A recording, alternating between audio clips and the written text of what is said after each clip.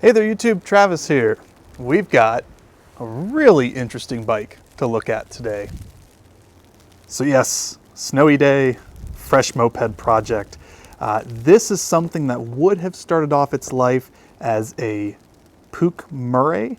The Murray was manufactured actually here in the United States. The frames they were based kind of on the Puch Free Spirit. It's why it might look like a Free Spirit frame at first glance, but it's a little different. So I actually picked up this bike a little ways back and I'm just now getting a chance to make a video about it. Today we'll do an overview of this bike. We'll try and figure out some clues about where it might have come from. I've got some limited information from the last owner, but we'll see if we can fill in the gaps and then we'll see if we can get it working.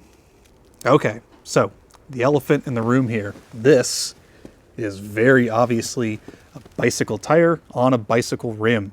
Now, at first glance, this might appear to be something very custom. However, if you look closely, I mean, it's still a ton of work, but, you know, this is a rim from a bicycle, and I believe these are certainly bicycle spokes.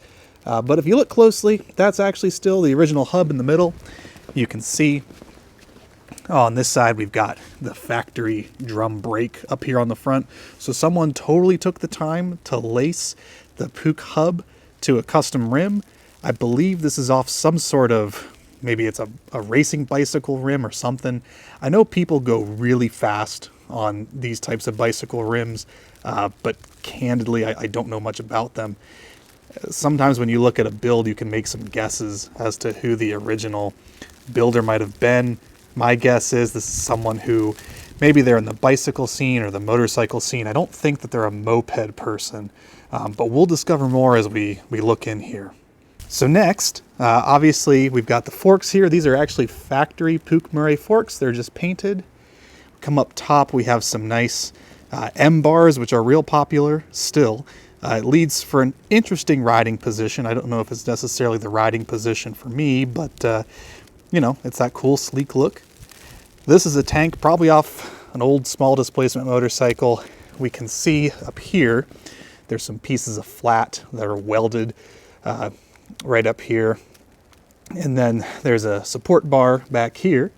These welds look pretty nice. Actually, they look nicer than the welds on the Puch Murray frame. Whew, that wind is picking up. So we've got a custom tank.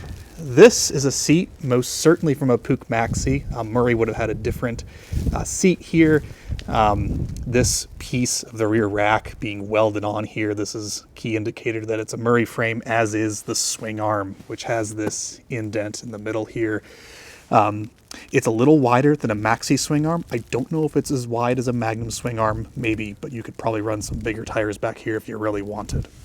So coming back to this side of the bike, again, you've got some kind of unique pedal chain tensioner setup, as well as this sprocket for the pedal drive. I believe that's a unique Murray thing. Other stuff worth mentioning, it looks like we've got a piece of maybe some moped registration here. I know Michigan does this type of sticker. I heard that this bike came from the Midwest originally. I fell into the hands of a local guy here who was like a motorcycle tattoo guy. He put a sticker on the tank.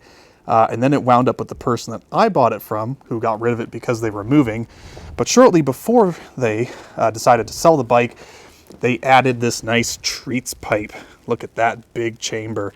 So that's nice. Whether that stays or not, we'll see when we start tearing into the motor. There's some clues we can start to see here, though, to see how this has been built up. We can see the upside down DMP. This is the Treats 70cc piston port kit. I love this kit. It's robust, it's cheap. But that's what we've got here. I believe this is probably one of the Treats aftermarket heads. This is, if you look closely, maybe to date the build a little bit, this is a 15 Bing intake that Treats sells. This one was not super popular due to some quality issues, but there it is. And then on this side, if we look on the other side, this is indeed a 15 Bing. So that's nice. Stock points ignition. And the other engine clue we have is someone took the time on the clutch cover here to replace the factory Phillips head screws with some nice Allen keys.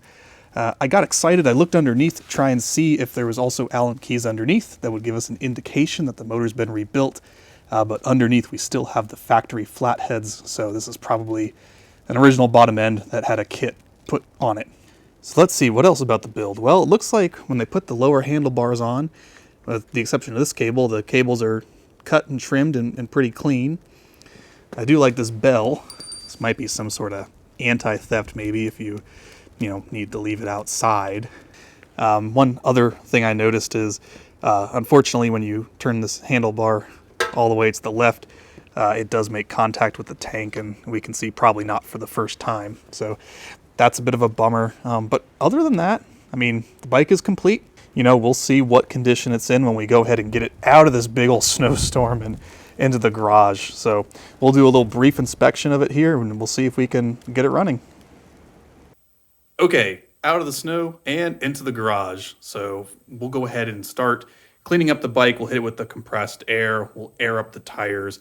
I'll also go through the fuel system, so we'll take a look at that 15 Bing. We'll go ahead and check for spark. We'll also put a compression test on it, and we'll see where we get. All right, so let's get a handle on our fuel flow situation. Let's check the gas in the tank, see how it flows, and then we'll dig into that Bing carb.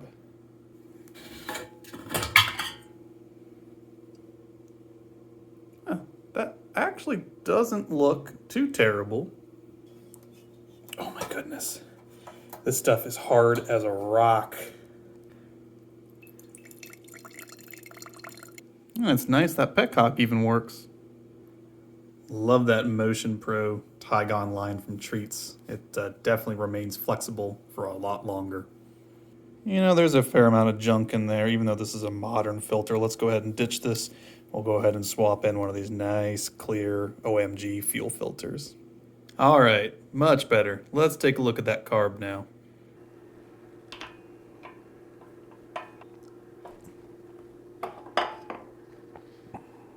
Well, sometimes you run into clones, but this is an authentic Bing. 11546. Looks like the idle screw is all the way out, and our slide in there is corresponding right. It's all the way down. Let's see what the bowl and jet look like. Okay, so we've got a nice rubber float bowl gasket in here. Our float, it's pretty good. It operates, it's almost perfectly perpendicular. You could adjust it a little bit.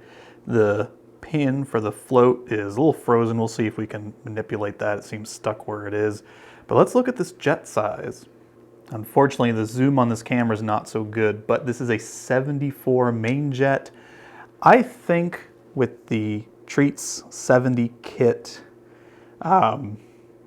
this alone is probably within spec. If we had a milder pipe, like a Bullet or a bi-turbo, or maybe a Boss pipe.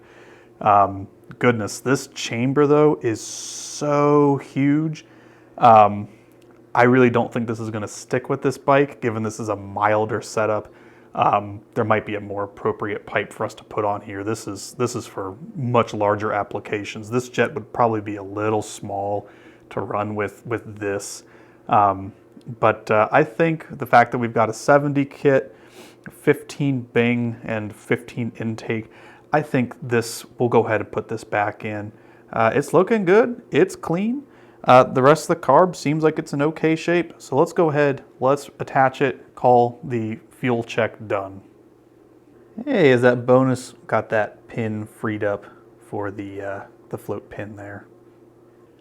Now, before I put that carb back on, I wanted to look at this wiring because there's some interesting things going on here. I don't know if I would wire this bike this way. Let's take a closer look.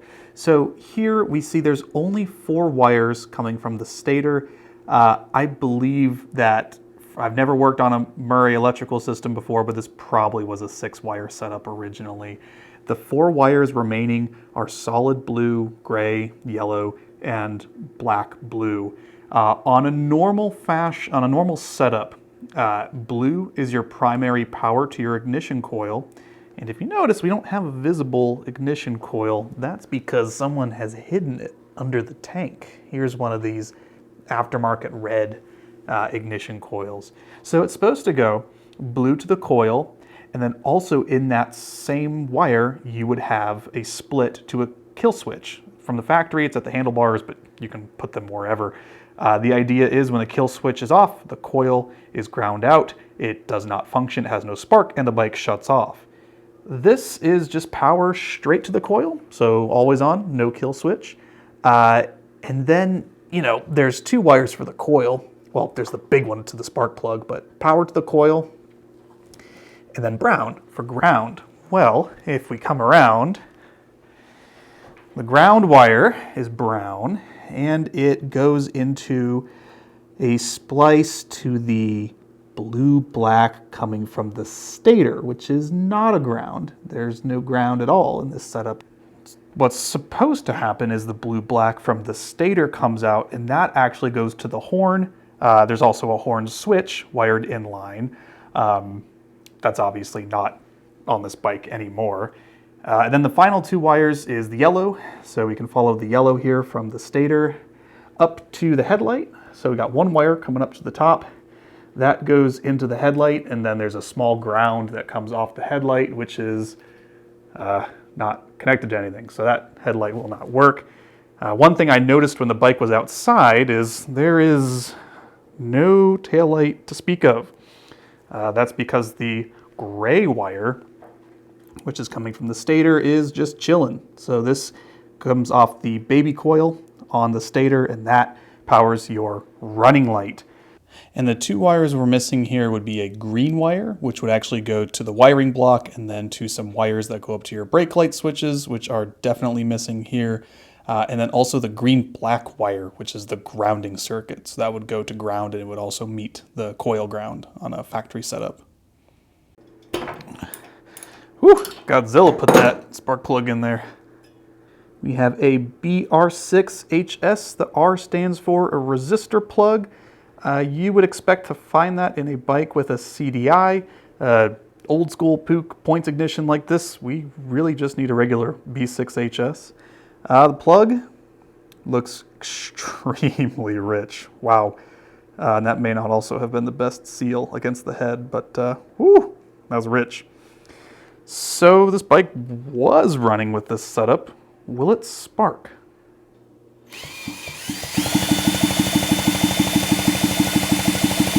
Well, it is sparking. I just don't like this wiring setup. All right, so let's remember the goal isn't to get this all set up right now. Let's just see if we can get this bike to run. I do want to check the compression on this. Again, it's an unknown build. I haven't had much luck with the Harbor Freight compression testers, but random compression tester from Amazon actually reads pretty accurately. We'll go ahead and see what we get. All right, throttle wide open.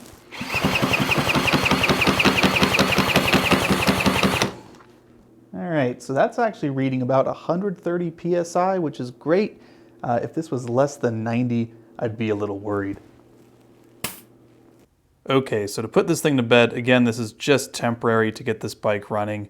Blue from the stator goes up to the coil. I guess the ground on the mounting point up there isn't so great, so we've got a ground wire coming down from the body of the coil to a common ground. We also have the blue-black from the stator going to that common ground as well. Yellow up to the headlight, and then also jammed into the blue wire is this kill switch right here. So let's test this out. So without the kill switch being engaged,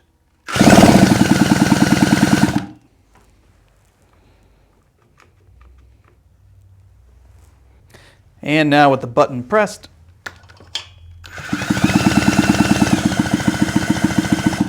no spark. Okay, let's move on. Let's get the carburetor back on, and then I'm going to check one more thing, and we'll go ahead and fire this bike up. Okay, so this was the point in the video where normally I'd jump on the bike, kick it over a few times, and it would fire up. After all, we've got spark, compression, and fuel. Not so much. This thing would still not start, and if you eliminate the main 3, usually, there are obviously a couple other things it could be, but usually the 2 after that is you either have really significant air leaks, or if you have spark, maybe your timing is off. So I checked the ignition timing real quick. Yes, the points were opening and closing. The gap looked fine, but I still set it to 0.017 the best I could.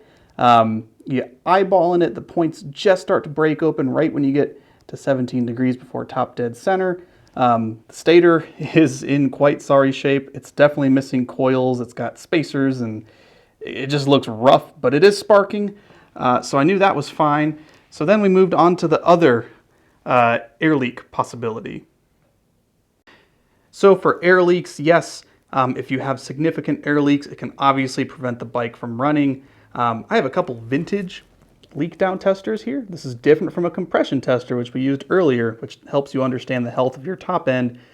This lets you know the health of things like air leaks between your gaskets or your crank seals on either side of the crank, which would then make up the combustion chamber. Both of these actually don't work very well, so I have a more modern one down here, and then I have this little plug for the exhaust.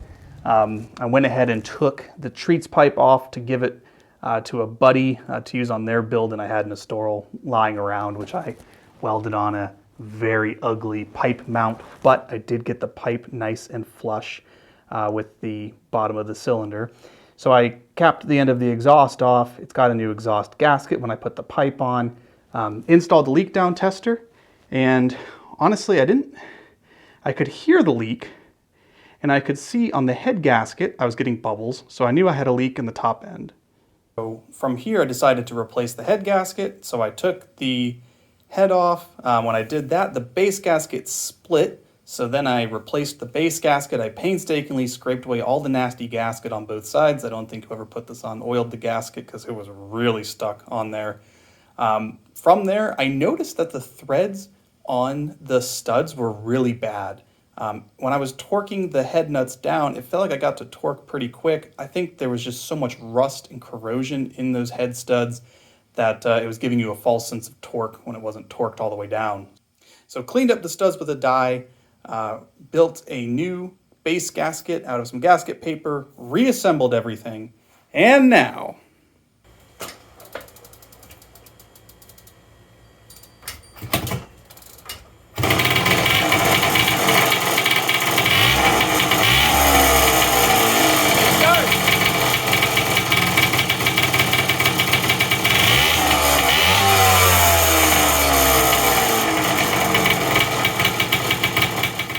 All right, so it runs. It definitely is going to need a rebuild. I can hear the air whooshing out the clutch side seal. The stator side seal looks okay when I took the stator off.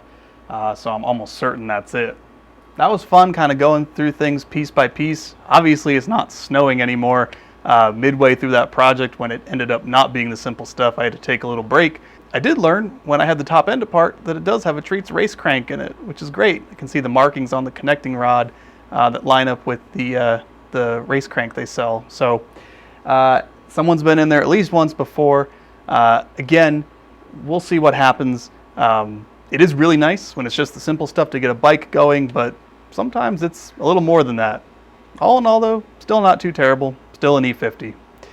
All right there, YouTube. Well, hope you enjoyed tearing into this with me. Until next time.